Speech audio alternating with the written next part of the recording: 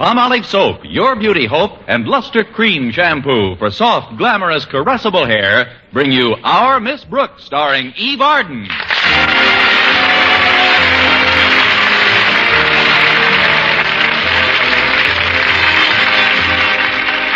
To most school teachers, early rising becomes a habit. But not to our Miss Brooks, who teaches English at Madison High Summer School. No, I've always been cautious about anything that's habit-forming, especially getting up before 7 a.m. That's why Mrs. Davis, my landlady, had a particularly tough time waking me last Friday morning. Connie, get up, Connie. It's 6:30. Come on now, get up. Now, Connie, you can't be that sound asleep. You've got one eye open. That's just to see if the other one's tightly shut. I'll see you later, Mrs. Davis. You'll see me right now. Come on, Connie. You'll feel better after a nice breakfast. Now hurry and get dressed. I've got a surprise for you. Not one of your brand new recipes, Mrs. Davis. Not exactly, Connie. I'm doing something to the eggs that's never been done before. Is it legal? I'm grilling them, Connie. Good for you, Mrs. Davis, and if they don't come clean, throw them in solitary.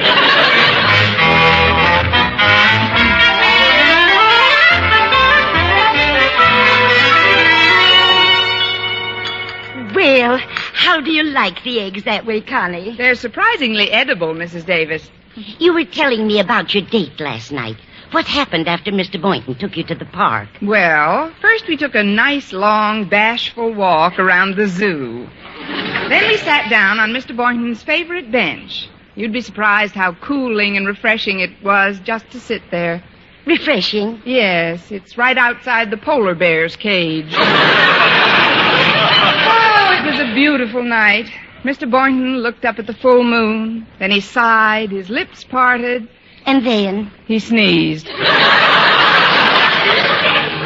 And was that all, Connie? Certainly not, Mrs. Davis. I looked right into his eyes and softly murmured, Gesundheit. Then he took me home.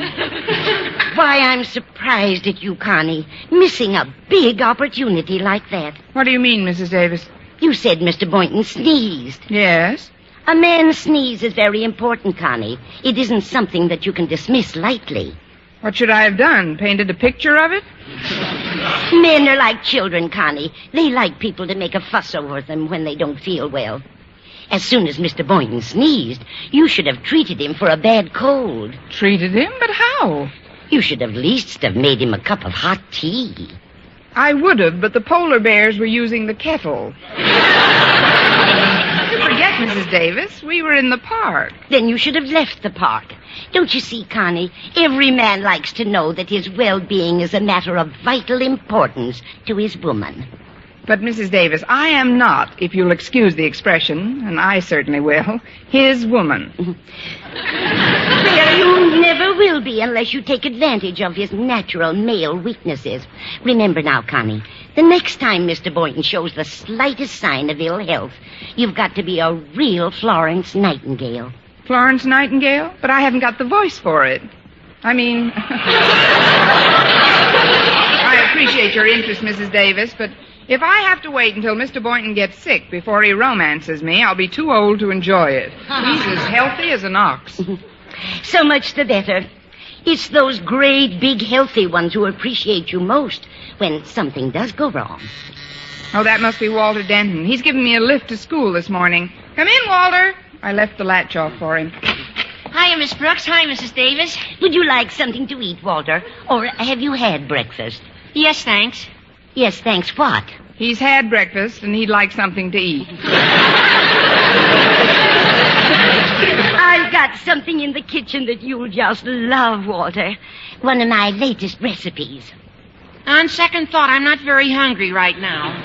You don't have to be hungry to eat these. A friend of mine sent me the recipe all the way from Florida. They're called Pensacola Popovers. Oh, gee, I don't know, Mrs. Davis. I'll warm them up a bit and bring in enough for all of us. Coffee is right on the table, Connie. All right, Mrs. Davis.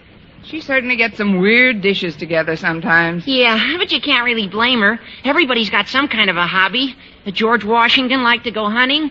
Benjamin Franklin played with a kite.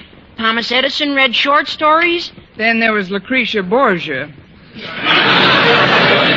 know, in a way, I can't help feeling grateful to Mrs. Davis.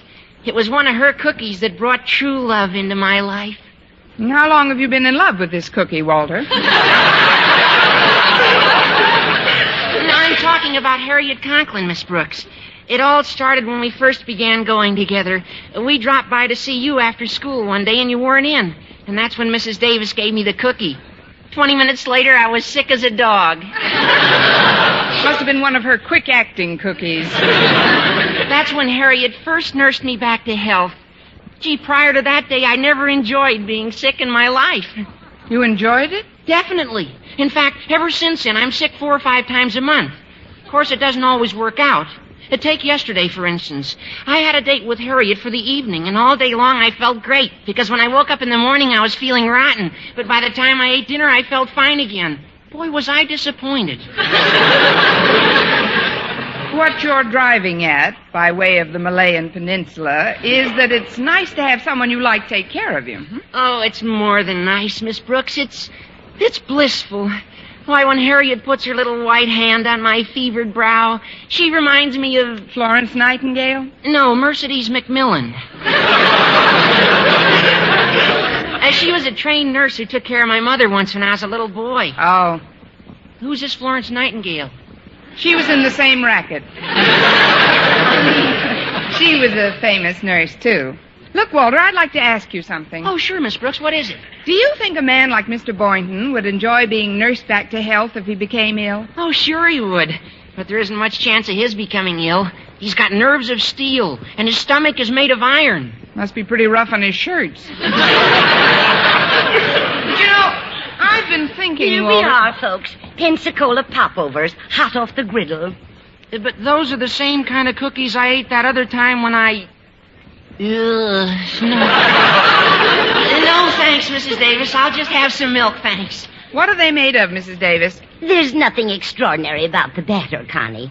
I just take a plain whole wheat waffle mix, add some sour cream, yeast, a few raisins, and some cucumber rind, then beat it until the caraway seeds are dissolved.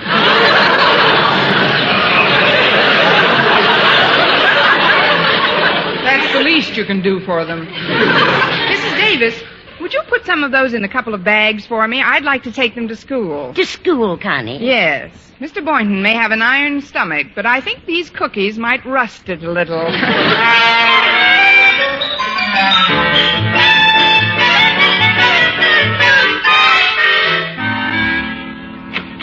Good morning, Mr. Boynton. May I come in? Of course, Miss Brooks. Here, let me help you with those packages. Oh, just set them on this table here. What brings you to school so early this morning? The usual thing, Walter Denton. Actually, I had to stop at the grocer's. I brought a few things along for you, too.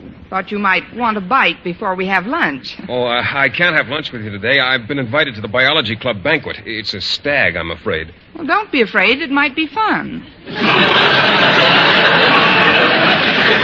Have a banana, Mr. Boynton? Banana? I don't mind if I do. I haven't had anything to eat since breakfast. And it's almost 8 o'clock already. You must be starved. Here, I brought some milk along, too. Well, thanks, Miss Brooks. It's only a pint bottle, but if you're still thirsty, there's some buttermilk right next to it. Buttermilk? Yes, but I don't advise you to drink it right after the sweet milk. No? No, eat this chocolate eclair first. I guess you've heard about my appetite. Honestly, my constitution is so rugged I can eat nails. They're in that little bag over there. That is, why don't you try some of these nice green plums? Don't mind if I do. Mr. Boynton, Yes, Miss Brooks? how do you feel? Fine. No spots in front of your eyes or anything? Certainly not. I've never been sick a day in my life. I know, but everybody gets a little dizzy or something once in a while. Aren't you a little dizzy? What is all this, Miss Brooks? Why this sudden solicitude concerning my health? Oh, it's nothing, really. Must be my nursing background. I studied to be a trained nurse, you know. No, I didn't know that. What made you take up teaching instead? Just money mad, I guess. I kept hearing about school teachers winning the Irish sweepstakes. Well, I'd better be getting into my classroom now. Goodbye, Mr. Boynton. Bye, Miss Brooks. Still no spots or anything. Of course not. I feel great. Guess I'd better whip out the popovers. Oh, I almost forgot, Mr. Boynton. Here's another surprise for you. Some homemade Pensacola popovers. Oh, but Miss Brooks, a whole bag full. You don't get the flavor until you've eaten several of them. Oh, it certainly was nice of you to bring me this snack. This cheeseburger is out of this world. Well, be sure and give me a ring before you join it.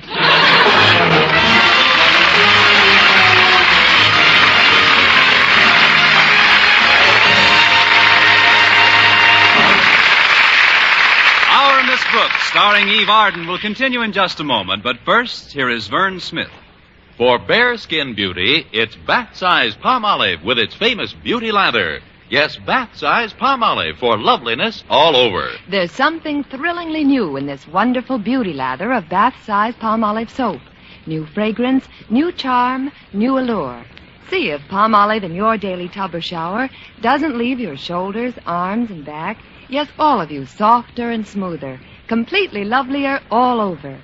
You'll thrill to the tender whisper of perfume it leaves on your skin, a whisper that says, "Come hither to romance." And this new bath-size palm olive is so big, so thrifty, economical to use because it lasts so long and gives so much soft, lovely lather so fast. That soft, lovely lather with its alluring new fragrance is palm olive soaps alone. Palm olive's famous beauty lather. Yes, a new fragrance, new charm, new allure that can make every woman a vision of delight in the new revealing fashions that show so much more of you. So remember, for bare skin beauty, it's bath-size palm olive with its famous beauty lather. Yes, bath-size palm olive for loveliness all over. Get bath-size palm olive soap tomorrow. Menfolk love it, too.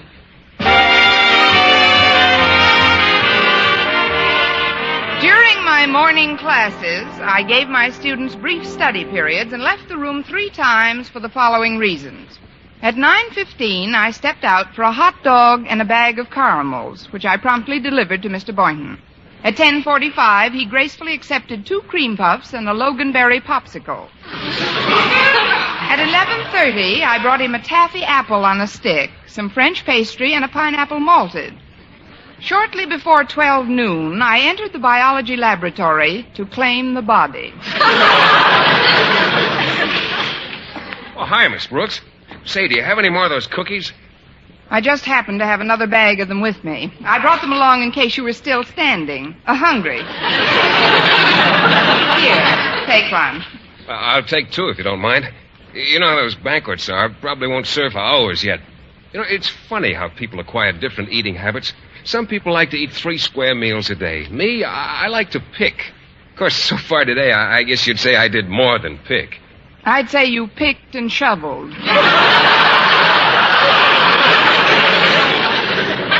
Well, the trouble with most people is their eyes are bigger than their stomachs. Why, any insurance company will tell you how dangerous it is to become overweight. And it's almost impossible to avoid getting too heavy if you don't cut down on your food intake as you get older. What's in that other bag? It's a turkey sandwich, Mr. Boynton. Here, take it. Oh, now, just a minute. Accepting a few little snacks is one thing, but this looks like a pretty expensive sandwich. How much was it, Miss Brooks? Oh, forget it, Mr. Boynton. No, I won't. How much did this turkey sandwich cost you? I got it for nothing. Where? A rich uncle died and left it to me. Now, take it, Mr. Boynton. It's yours. No, Miss Brooks, not until you tell me how much it cost. All right. It cost 45 cents. Oh, well, thanks a lot.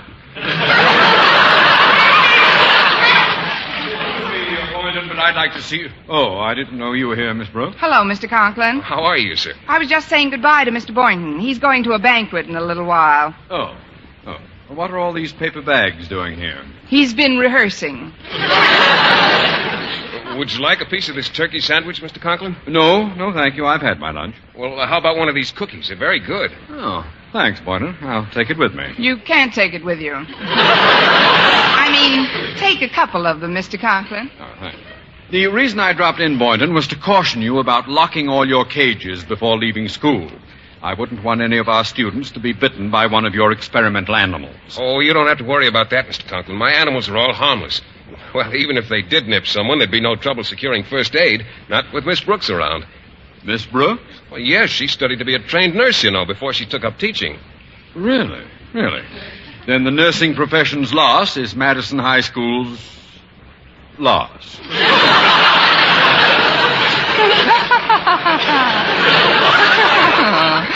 If you ever get a splinter in your finger, Mr. Conklin, be sure to call me. I'll be glad to hack it out. But before you go, Mr. Conklin, why don't you help yourself to another one of these cookies? Oh, very well, Miss Brooks. Be sure and lock those cages, Boynton. Oh, yes, sir. Goodbye, Mr. Conklin. What's that, Mr. Boynton? Oh, it's McDougal. Yes, he's eating one of those cookies. I gave it to him a little while ago. Oh, look at him, Miss Brooks. Look how methodically he's eating. That shows how intelligent he is. It's smart to eat slowly, It's smart to eat those cookies slowly. Look, he just finished it. Oh, did you enjoy it, Mac? Oh, look at him. He's trying to stand on his head. Hey, he's hopping all over the cage. Do you think he's looking for another cookie? I think he's looking for a nice pool of Alka-Seltzer. You never know what Mac's going to do sometimes. He's pretty peculiar. Well, I guess I'll take him to my apartment now and get over to that banquet. Your apartment? Well, yes. I don't like to leave Mac alone overnight in the lab here. He gets rather lonesome. As a matter of fact, we're good company for each other. Mac and I have some pretty gay times in our little bachelor apartment. I'll bet the joint really jumps.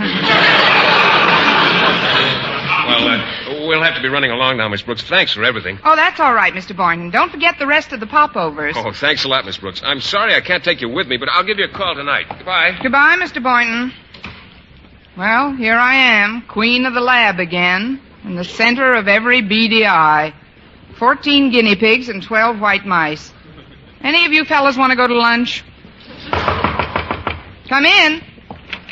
Oh, Miss Brooks, thank goodness I found you. Hello, Harriet. What's all the excitement? It's Daddy. He wants to see you in his office immediately. Mr. Conklin? But I saw him just a few... Oh, I'm worried about him, Miss Brooks. Terribly worried. He just had to double up on his couch. That's nothing to worry about. Things are crowded all over. This is serious, Miss Brooks. Daddy told me you've had training as a nurse. Oh, please come into his office right away. All right, Harriet, but I'd give 2 weeks' salary if Mercedes McMillan were here. Mercedes McMillan? She was the Florence Nightingale of Walter Denton's mother.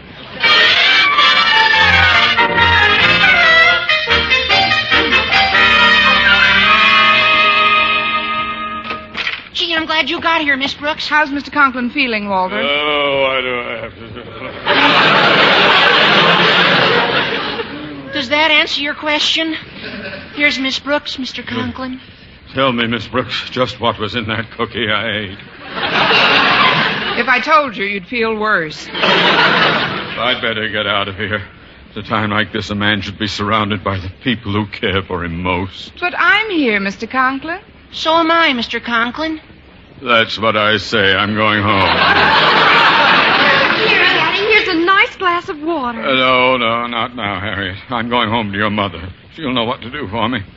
Miss Brooks, please lock up the office before you leave. Yes, sir. Don't you worry about a thing, Mr. Conklin. We'll take care of everything. Yeah.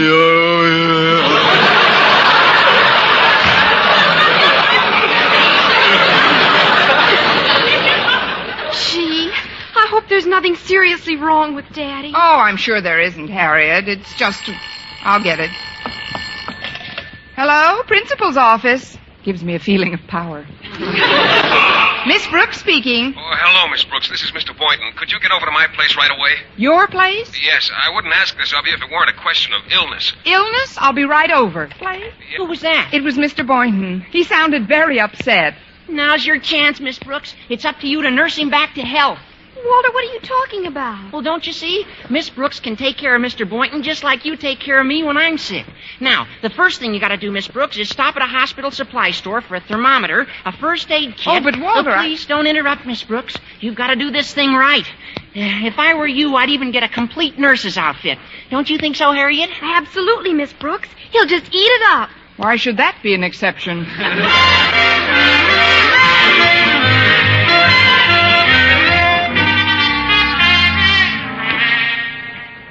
There you are, Mac. Just rest on this pillow a while. It's all right. You'll feel better when Miss Brooks gets here. Oh, I hate to leave you while you're feeling like this, but I've got to go to that luncheon. Come right in, Miss Brooks. Oh, thank heaven I'm not too late. It is quite serious, I'm afraid, but...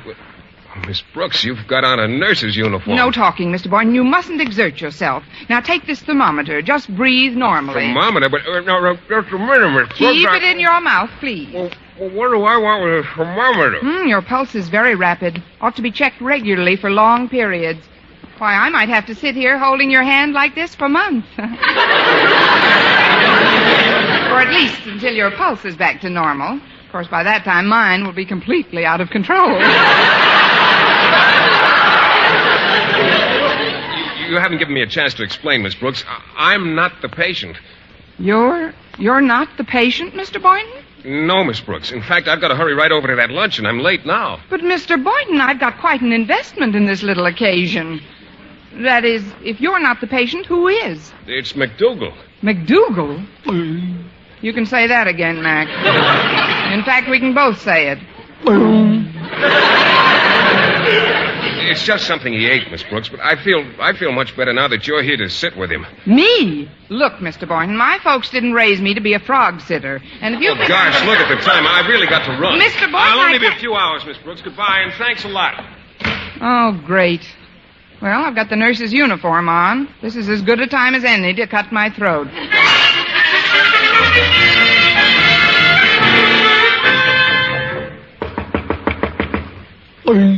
Don't get up, Mac. I'll answer it. Oh,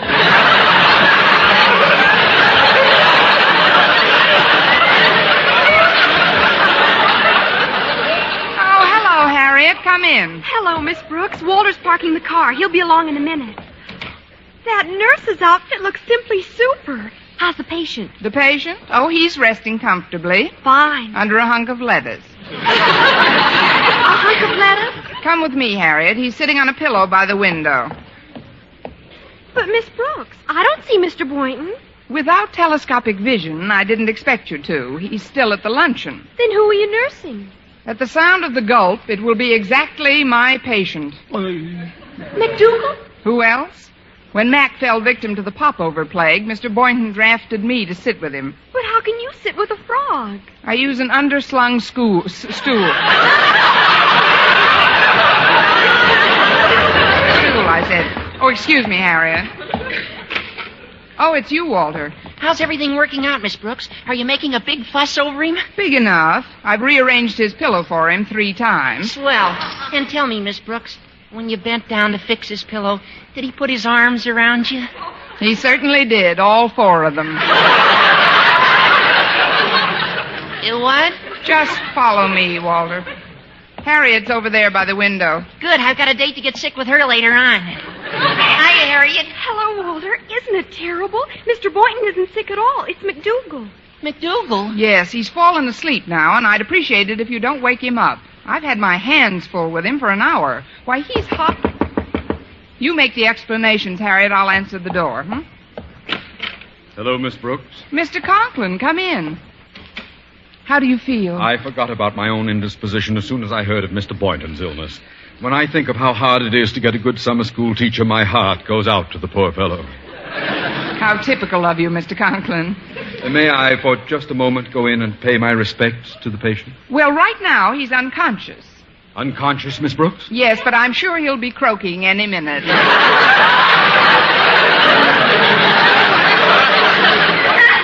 Croaking? Just follow me, Mr. Conklin. Oh, hello, Mr. Conklin. Daddy, did Miss Brooks tell you? Not yet, Harriet. Walter, Mr. Conklin wants to see the patient. Where did you put him? I thought he'd sleep better in the closet, Miss Brooks. In the closet? But he's a sick man. How can you put him in... Listen, Daddy. Step aside. I've got to get him out of there. Now, don't you worry, Mr. Boynton. I'm here to see that you get everything... Mr. Boynton! Miss Brooks, what's the meaning of this? This man is a fraud! It's McDougal, Mr. Conklin. You brief him, Harriet. I've got to answer the phone. Hello? Well, hello, Miss Brooks. This is Mr. Boynton. Mr. Boynton, I've been expecting you home. Where are you? I'm in the hospital, Miss Brooks. The hospital? Yes, and I'm not quite clear on how it happened. There I was at the luncheon when suddenly, without any apparent reason, my eyes closed and I slid off my chair to the floor. Well, what do you know? A delayed popover. Let me ask you the silliest question of the month. Did you eat anything? Well, as a matter of fact, I did. After I had the regular lunch, Miss Brooks, the fellow next to me remarked that he wasn't hungry, so I sort of helped him out with his lunch, just to be sociable. When I woke up, I was in the hospital. I suppose you already have a nurse taking care of you. Yes, there are several nurses here, but, well, something's lacking. They're strangers, Miss Brooks, and at a time like this, a man should have around him only those he's genuinely fond of. That's why I was wondering if you'd do me a favor. A favor? What is it? Would you send McDougal right over here? Mr. Boynton, I'll be only too happy to send McDougal over. Just tell me one thing. What's that, Miss Brooks? How do you want him, boiled or fried?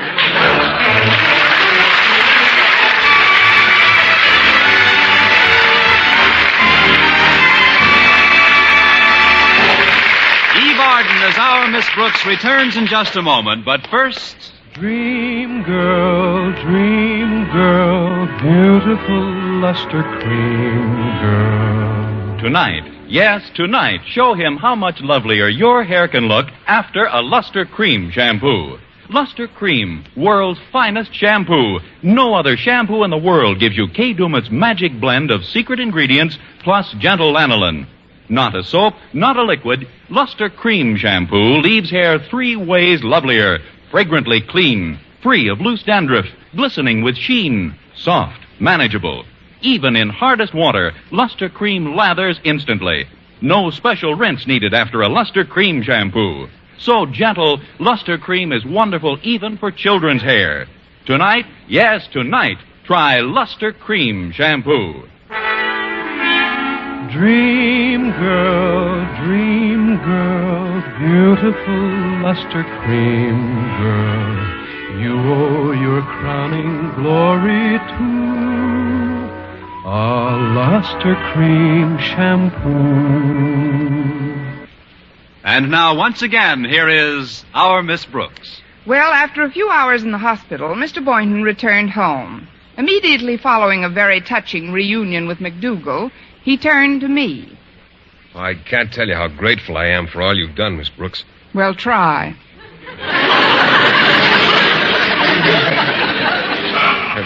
Sitting here with Mac for me and being so concerned over my welfare, well, you've just been wonderful, Miss Brooks. Maybe now you'll realize, Mr. Boynton, that I'm kind of handy to have around. I haven't had a chance to prove it yet, but believe me, Mr. Boynton, the next time you eat yourself into a coma, I can take just as good care of you as any doctor. Of course, my rates will be slightly different from the doctor's. Different? Yes, I can only afford to pay you about $1 a visit. Show brought to you by Palmolive Soap, Your Beauty Hope, and Luster Cream Shampoo for soft, glamorous, caressable hair. Our Miss Brooks, starring Eve Arden, is produced by Larry Burns, written and directed by Al Lewis, with music by Wilbur Hatch. At last, a good-tasting way to help prevent tooth decay. That's new Colgate Ammoniated Tooth Powder, created in Colgate's research laboratories. Contains the revolutionary dental discovery that helps prevent new cavities, plus Colgate's exclusive foamy cleaning action and a refreshing minty flavor you'll enjoy. Get Colgate Ammoniated Tooth Powder today. Economical 4-ounce size, only 43 cents. This week is National Farm Safety Week. Its purpose is to remind every member of every American farm family to think of safety first to make farm life a safer, happier, more prosperous way of life. Every day, 51 farm residents are killed by accidents. Every hour, 4 farm buildings are destroyed by fire. So take extra precaution. Put a stop to this needless injury and waste. Use farm machinery and deal with farm animals with caution. Cultivate safety and harvest happiness. Remember, safety is always in season.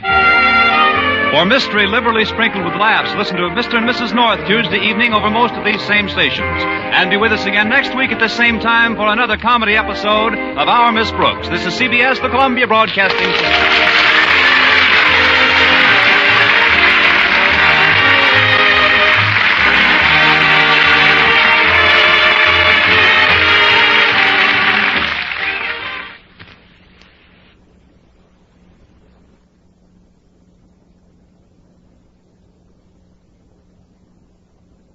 Once upon a time there was an engineer. Choo-choo Charlie was his name, we hear. He had an engine and he sure had fun. He used good and plenty candy to make his train run. Charlie says, love my good and plenty. Charlie says, really rings the bell.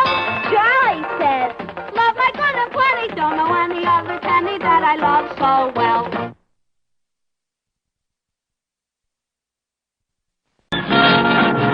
Well, I swung. Me too. So do I. How about you? Yes, it's the new Swan Show with our great singing star, Doris Day. Well, I swung. Our special guest, Bing Crosby. The Four Hits and a Miss, the new Les Brown Band. We use one exclusively. How about you? Yes, how about you? Who, me? My name is Robert, hair of gold, eyes of blue, and muscles like Errol Flynn Hope.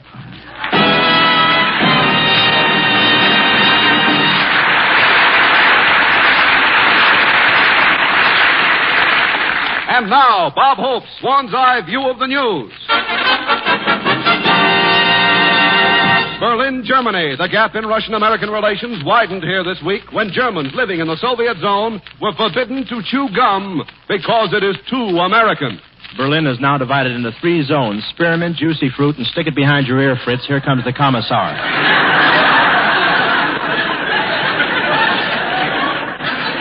After the law was passed against gum chewing, they arrested one German because his jaws were moving. Policeman said, "You were either chewing gum, talking, or eating." The man said, "I was only breathing." Policeman said, "Let me see your permit." Gee, imagine if they abolished gum chewing here in America. We'd be in an awful fix. What would hold the theater seats together? I owe a lot of wonderful memories to gum chewing. I used to chew it as a kid, and my girlfriend used to chew it, too. In fact, when we kissed, sometimes it lasted 3 hours. Washington, D.C. Dr. Northern, a nationally famous biochemist, has proved to the Department of Agriculture that the addition of minerals to the soil produces vegetables that are more than 5 times as rich in vitamin content. They've injected so much iron into the celery, lettuce, and radishes that now if you toss a salad and it misses the bowl, it can break your leg.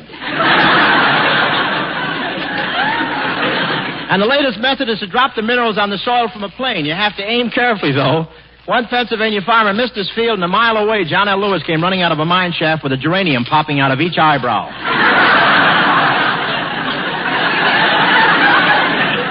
That'd be better on television, wouldn't it? All those vitamins in the soil are affecting the earthworms, too. I went fishing and put one on a hook, and the first thing I knew, the worm got a stranglehold on a trout, flipped him up in the bank, yelling, "Hey, look at me, I'm Gorgeous George." New York, New York. Generals, politicians, entertainers, and secretaries all hit the literary jackpot as this week found their books topping the bestseller lists. Everybody's writing a book about their experiences except Artie Shaw. He's still doing research.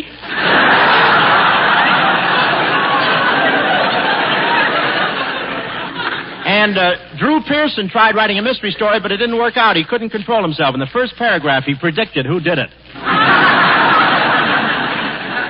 I'm reading a book right now that's very interesting. It's about a traveler who's hiking around the United States, and when he comes to California, he thinks it's so beautiful that he sleeps at night under a rose bush. It's called The Case of the Quick Frozen Tourist.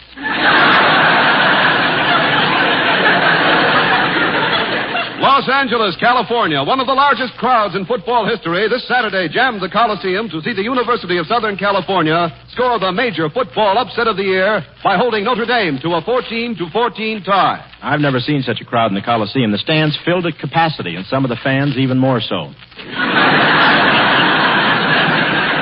There were 100,000 people at the game, including me. People were sitting so close together that when I got up, I was wearing a blanket, 3 fraternity pins, open-toed gold sandals, and a... There's more, but if you don't want it, okay. Open-toed gold sandals and a raccoon coat with a student still in it.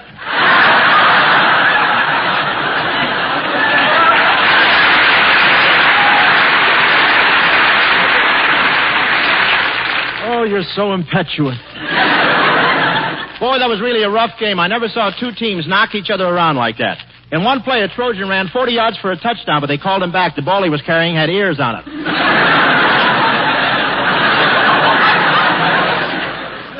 Polytech University, Professor Capstaff, noted psychiatrist, made the statement that his experiments have proven that inanimate objects can think. Hi. Inanimate objects can think? Well, that's right, Bob. So yesterday I went to a psychiatrist, and you know what I did? I took a cake of Swan soap with me. The first 4 rows better move back as he warms up. Small bubbles come out of his eyes. Well, Sir Bob, the psychiatrist put that cake of Swan on his couch and asked what was troubling it. And that little cake of Swan looked up at him and said, well, nothing's troubling me. I'm happy. I'm happy because I'm the newer, better white floating soap. I'm wonderful in the bath.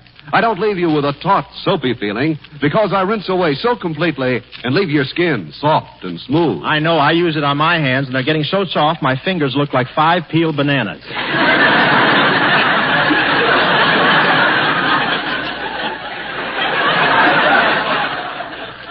And then, Bob, the psychiatrist looked at the cake of Swan and said, I think you have a split personality. And the cake of Swan looked back and said, well, I'm glad I have a split personality. You can use half of me in the kitchen and half in the bath. If you don't buy it this way, folks, he pokes it through your bathroom window on the end of a mop. Well, Bob, I want everybody to know about Swan because it's made by a modern, patented process that no other soap can use. That's why when you use it anywhere in the household, you'll agree that Swan is better for bath, better for dishes and hands, better for baby. Swan is the best soap afloat. Well, Swan. Me too. Yes, sir. By cracky. Shall I wrap it up?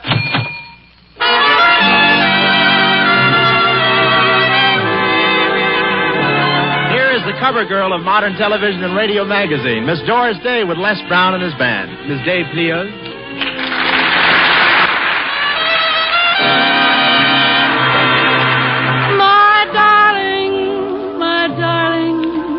Get used to the name of my darling. It's here to stay. Till a moment ago, we were Mr. and Miss, discussing the weather, avoiding each other's eye. Till a moment ago, when we happened to kiss, and we kissed the Mr. and Miss goodbye. Now at last I can die. My darling, I've wanted to call you my darling for many and many days. My darling, I fluttered and flared like a starling. My courage just melted away. Now all at once kissed me, and there's not a thing I'm sane enough to say, except my darling, get used to the name of my darling. It's here to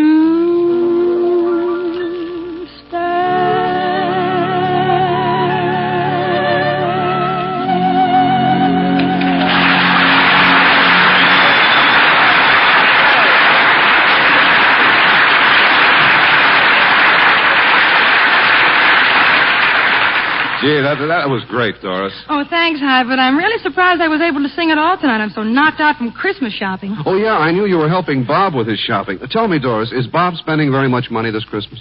Well, he said he was going to take it very easy because he lost a lot of money in the market. Oh, did he have some of that amalgamated tin just before it went down? No, he got caught with 52 airmail stamps when they dropped to 4 cents.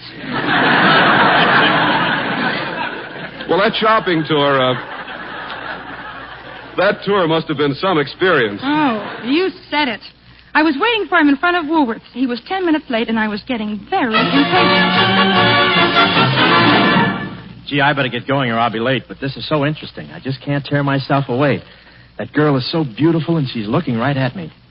She smiled at me, and now she's winking. Gee, she's beautiful.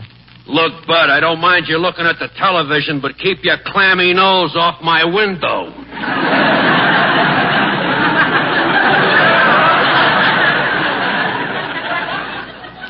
I didn't have my nose against your window. You did, too. And look at those 2 spots you made with your eyeballs. I'm sorry. Okay. Now take your stool and your little bag of popcorn and go home.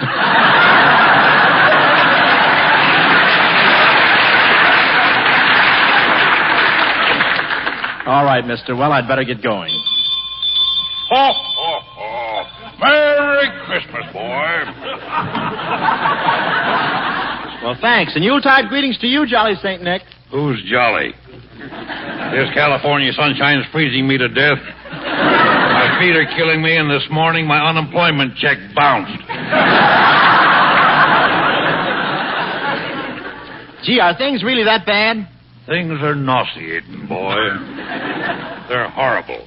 Merry Christmas, everybody. Put some money in the pot, boy.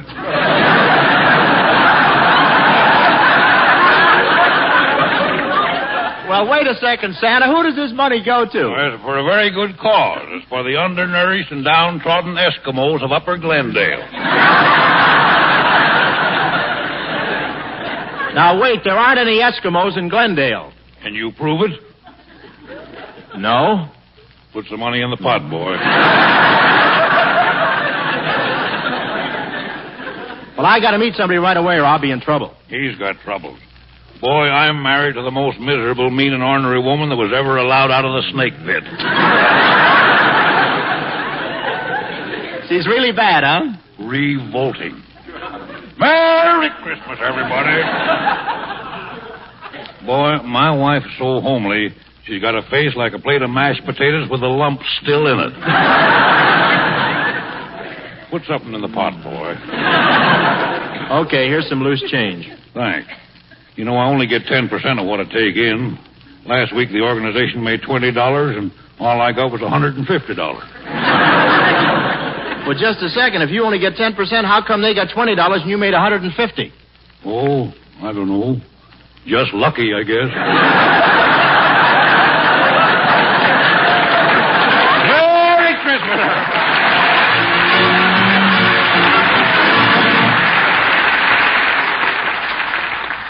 Oh, I'm sorry I kept you waiting, Doris, but here I am. Oh, that's all right, Bob, but you better give me your Christmas list so that we can get started now. I don't know which present to buy first. Well, you should always buy the first gift for the person you love the best. But, Doris, I've got everything.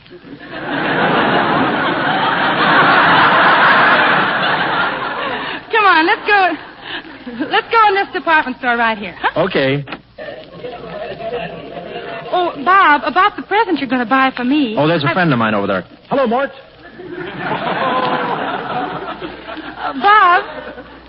Bob, when you buy a gift for someone, don't you agree that you should buy them something they really want? Oh, naturally. Good. Well, I want either a real emerald and ruby bracelet and a full-length ermine coat trimmed with mink, or a platinum diamond wristwatch studded with diamonds. Hello, Mort.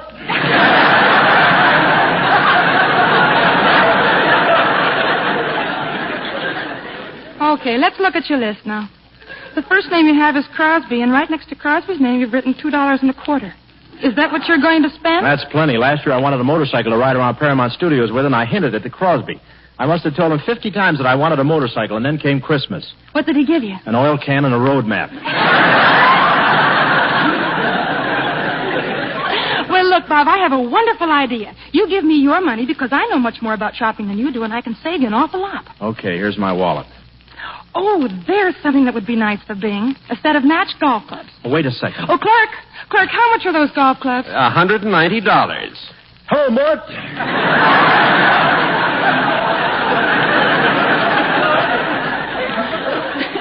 Oh, gee, I think they're wonderful. Doris, wait. And how much is that bag that goes with them? That's $200.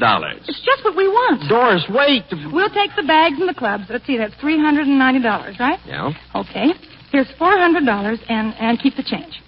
Mort, where are you? Well, Bob, let's get going now because we Wait a second, Doris. I want to ask this floor walker something. Pardon me, mister. Yes, sir. Can I help you? Hey, look. It's High Everback. Yeah, get a load of him in a cutaway coat and striped trousers wearing a gardenia. All floor walkers wear gardenias. In their hair? Hey, excuse me a second, Bob. Yes, madam, the big spectacle is on the 4th floor. Hi, why do you have to take a part-time job? Excuse me, Bob. Yes, miss, the big spectacle is on the 4th floor, and don't forget, tell your friends about it. Well, what's the big spectacle on the 4th floor? Well, haven't you heard about it, Bob? It's the most beautiful Christmas tree in town. It's 35 feet high, has 1,000 lights, and 1,500 ornaments. Are the ornaments pretty? Oh, Bob, they're beautiful. Each one is a sparkling, dazzling, shining, pure white cake of Swan soap. Hello, Mort.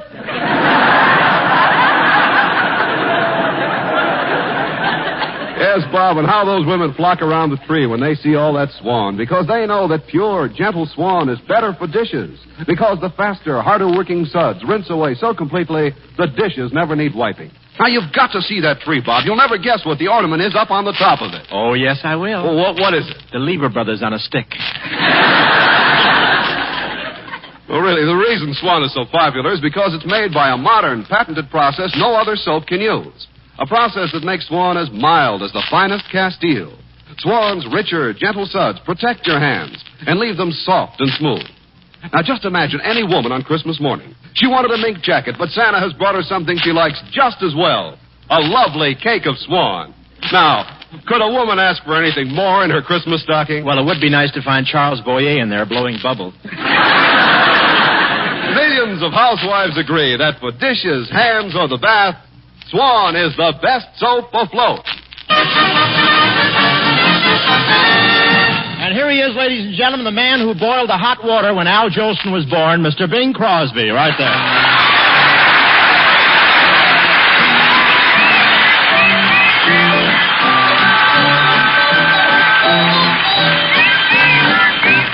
A little bird told me that you love me. That you love me. And I believe that you do.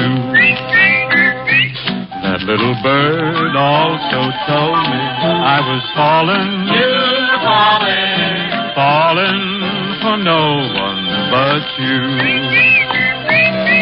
There's no use denying, I might as well confess. Of all the girls I know, dear, I'm sure I love you best. A little bird told me we'll be happy. Gonna be happy. And we believe that it's true. A little bird told us you'll be married. And we believe that it's true. This little bird told us when you're married, we'll have a pretty cottage not too far, all fenced in like a movie star. Great Dane pup, we're going to call him Ace, lying there by the fireplace. A goldfish pond and a wishing well. Everything is gonna turn out swell. A little bird told us you'll be happy. And we believe that it's true. And now we know that it's true. In June it's bound to come true. Love that little lovebird.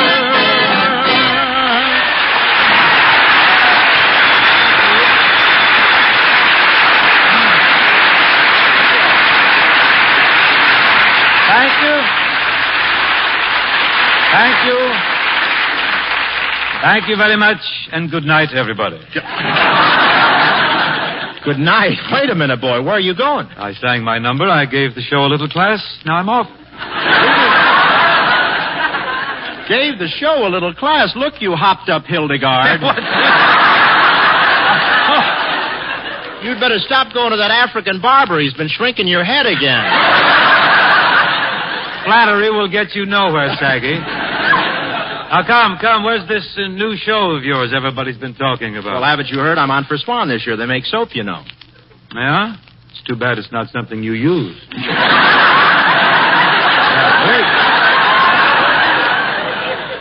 Hey, Lumplap, you've got two chins. Would you like to try for one? Now, let's face it, Nostril King. Before I sang my song, this show was laying a large swan egg. True or false? Get him. Look, Philco Knob, last week... A large set. You're wearing the cabinet there, too. Look, last week my hand slipped and I happened to tune in your show. Now I know why it's transcribed and you broadcast it later. What do you mean? Gives you time to get out of town and hide before the people hear it. To think when I first met this boy, he had a job blowing out glove compartments at a car wash.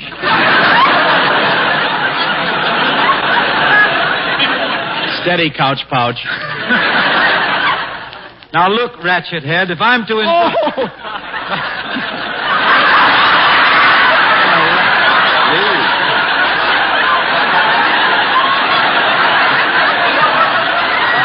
Wait, late writing. Wait. Oh, there's some sneaky things going on. If I'm going to endure this vilification, I want my money first. Shall I explain vilification before we go on? He'll understand it around Gonzaga anyway. How about that? He's been on the show for 3 minutes and he's worried about the loot. Bing, what are you knocking yourself out for? After all, you know you can't take it with you. I know, so I'm sending my brother Everett on ahead to open up a charge account for me. I'm ready. Bing, there's something that's always bothered me. When you send in your income tax, how do you get that mattress in the mailbox? Easy, bog brain. I never have any trouble with my taxes. Why, I'd give President Truman the shirt off my back. I know. I saw pictures of him wearing it in Key West.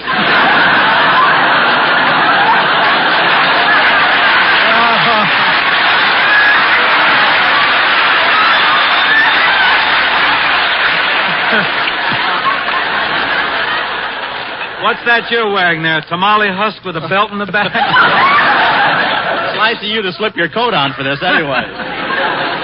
Think I'm too frisky? Say, don't care for that, huh? I guess not. We'll ignore the next 6 lines. All right. New kind of radio. Just throw the whole thing away. Hey, look. You better stop being so frisky or I'll tell Abby Rents to stop souping up your wheelchair. Wheelchair? Come. That's no way to talk to a man who's just reached 35. You're 35? 35 times what? Wait a minute. You're snapping your wig, my boy.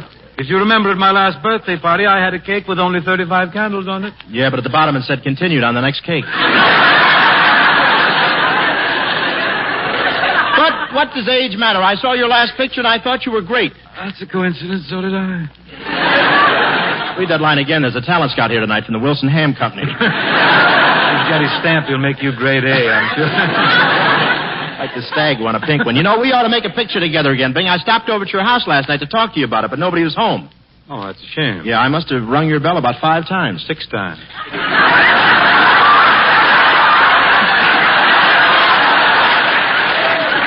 Oh, so it was you up in the window with the hot oil, huh? Look, Vigor, old boy, you're just jealous because I made the pale face without you. Me jealous of Bob Hope? Mm-hmm. I have so much more than hose nose. Why should I fight it? Tell me, Bob, I get to laugh without even reading it. I love that. How'd you feel having Jane Russell opposite you instead of me in that picture? How would anyone feel switching to filet mignon after a diet of hog's livers?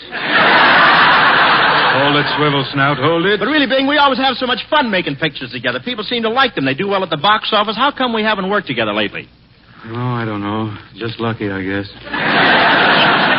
I don't know how to break this to you, kid, but on the screen, you sort of cramp my style. What do you mean? Well, for my money, you don't look too good. With your money, nobody has to look too good. Excuse me, Bing. I didn't mean to raise my voice. That's all right. You're sure I didn't blow your hearing aid? I'm tuned into We the People. I'm on a 2-party line. Besides, kid, I like to do a lot of singing in my pictures. And with you around, it's just... Singing? Mm-hmm. I didn't want to say anything, but when you sang your song before, you sounded like Jessica with her net dragging. Why don't you give up? Give up? Singing is my life, Robert. It is, huh? Of course, I've been lucky. There's the radio and the records and the jukeboxes, but I dare say I'd have been a singer 200 years ago. Weren't you? I ignore that and repeat, Bob, that 200 years ago I still could have made a living with my pipes. Are you kidding? I suppose composers like Mozart and Beethoven would have been writing songs for you. Not wholly impossible. I can see myself asking Ludwig von Beethoven to knock out a little ditty for me. Almost sounds as if we're going into a sketch. Could be.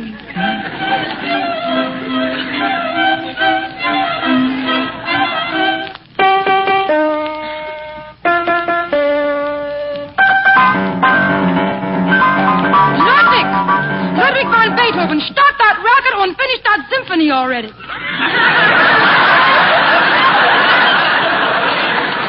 Oh, Dr. Lieber. I've got to stop those jam sessions with Dizzy Van Gillespie. Oh, Ludwig. Ludwig. Yeah, Mama. I've got the message for you. Mo called. Mo who? Mozart. Mama, have you been spiking the strudel again? Oh, Ludwig, there's somebody here to see you. Herr Bingle van Crosby. Oh, well, send him in. Good day, I'm Herr von Crosbein. Who? Herr von Crosbein. The Crosbein, I believe, but where the hell?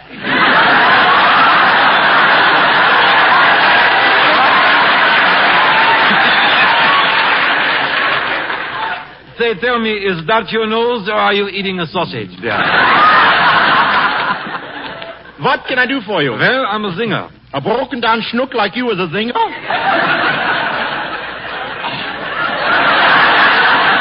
Och, du liverwurst, this is giving me mine Charlie's. I have, you know, I'm Bingle von Crosbein, the famous singer. For 3 years, I played at Slapsy Fritzies. And I've come all the way from Unter der Linde to see you. Jawohl, auch der Liebe und unter Blitzen, you Schweinhund, you. Lean back, Dummkopf, you're getting Limburger on the microphone. Believe me, that's an improvement.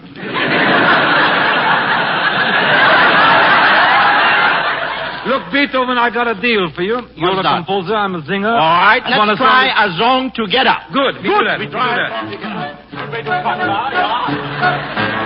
You know, Crosbein, I dedicated this composition to that wonderful restaurant that used to be on Oberhauser Street. Oh, yeah, you mean that delicatessen place where they had those king-size pigs' feet? Yeah. Heine worked behind the bar and he had a big red nose. Mo would make the Wiener Schnitzel and the sauerkraut with the minis in the middle. What a wonderful place was Heine's and more.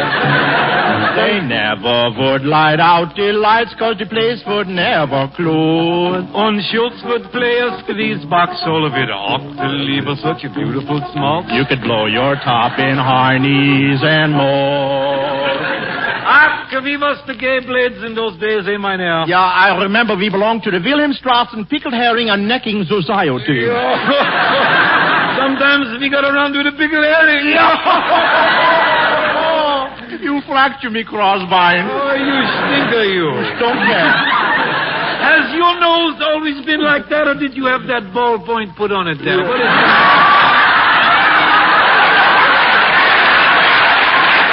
The free lunch was gorgeous. The beer was always cold. And the dancing with the women. Ah, the women. Ja, jawohl. You could smell the place was 16 blocks. And it wasn't any rose. Garlic cheese and old Limburger. And pickles mixed with the herring together. And the meatballs tasted just like leather. Chopped up liver and bologna. Pickled pig's feet that were bony and salad. Say, Professor.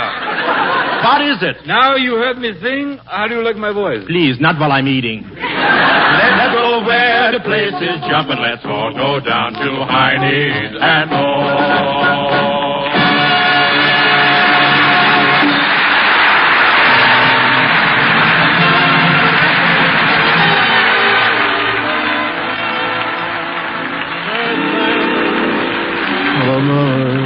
I want to thank Bing Crosby for being with us tonight. Ladies and gentlemen, we're making plans for next Tuesday's show, and we'd like your advice.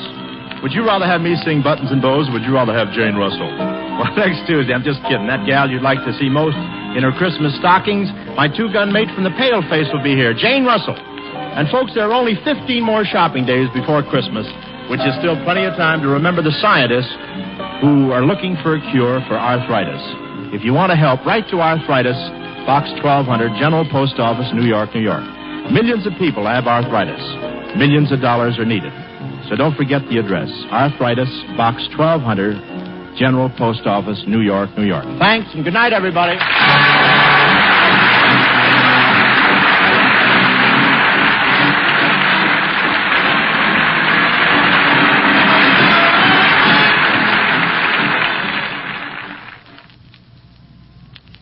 Mirror, mirror on the wall, is my hair fairest of them all? It is when you use Rave Cream Shampoo.